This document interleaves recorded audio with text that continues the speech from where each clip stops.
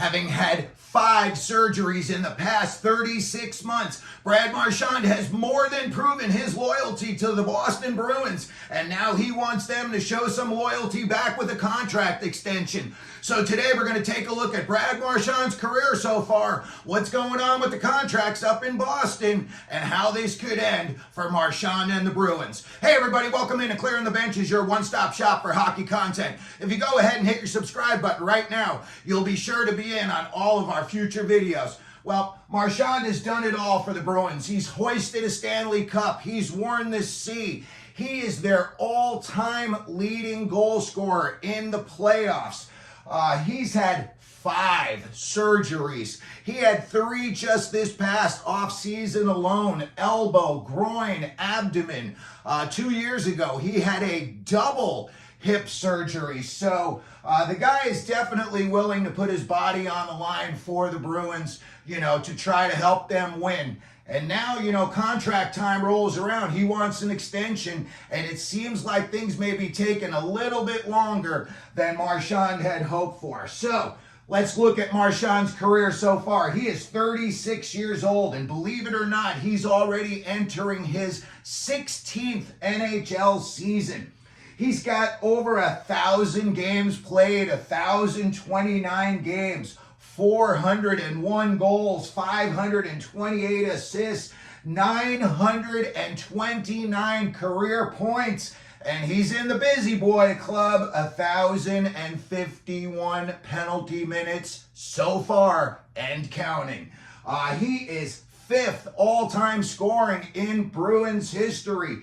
He is just 83 points behind Phil Esposito. He's only 111 points behind Patrice Bergeron. And that would put him in 3rd place in Bruins scoring history if he were to, stay healthy enough for the next couple of seasons, put up some points, and be able to pass these 2 Boston legends. Last year, he had 67 points for the 2nd consecutive year. He had good numbers, though. 29 goals, 38 assists.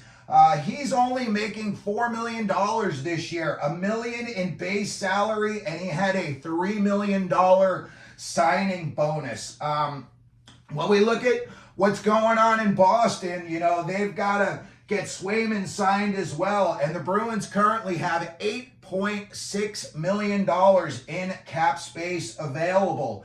Recently, Brad Marchand got a little upset in the press, and he called out a writer in the Hockey News who he had written something prematurely, and then he went out and he said straight out, from this point forward, I'm letting you all know, don't ask me again. We are not talking about my contract negotiations publicly. You got to look at the Bruins.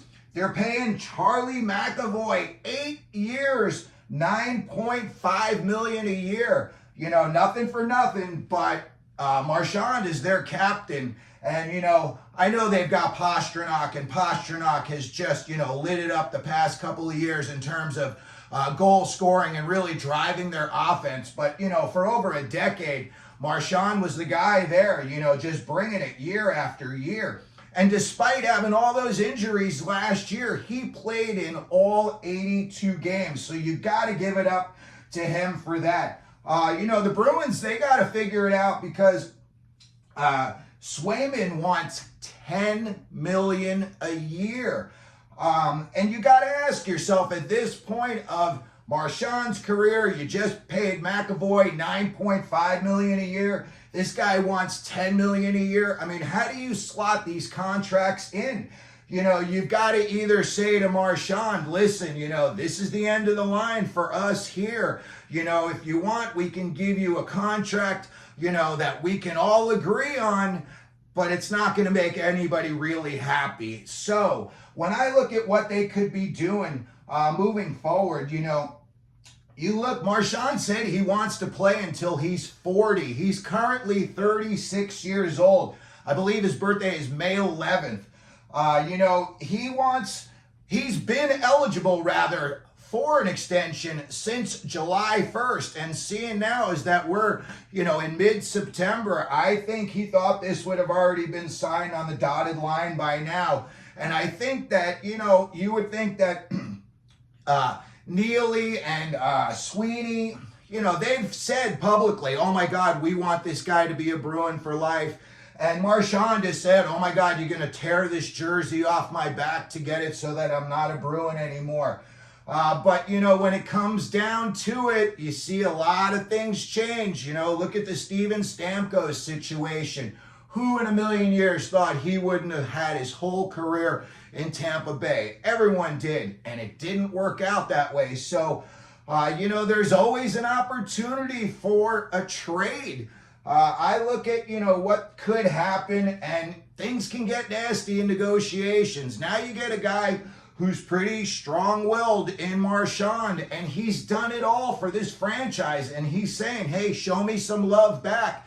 I don't know if it's like one of those like services rendered contracts, but, the Bruins have also got to be realistic when they're looking at their roster. And I think there's some pretty big holes in that roster that they'd like to use that other money to fill. So when we look at the possibilities of what could happen with Brad Marchand and the Boston Bruins moving forward, the Bruins may say, listen here, bud, based on the fact that you scored 67 points the past 2 years, you've just had 3 off-season surgeries, we think your career could be on the decline. So maybe they say to him, hey, we'll offer you a 3-year, $6 million a year deal. He may turn and scoff at that, and he may say, screw you, I'm packing my bags.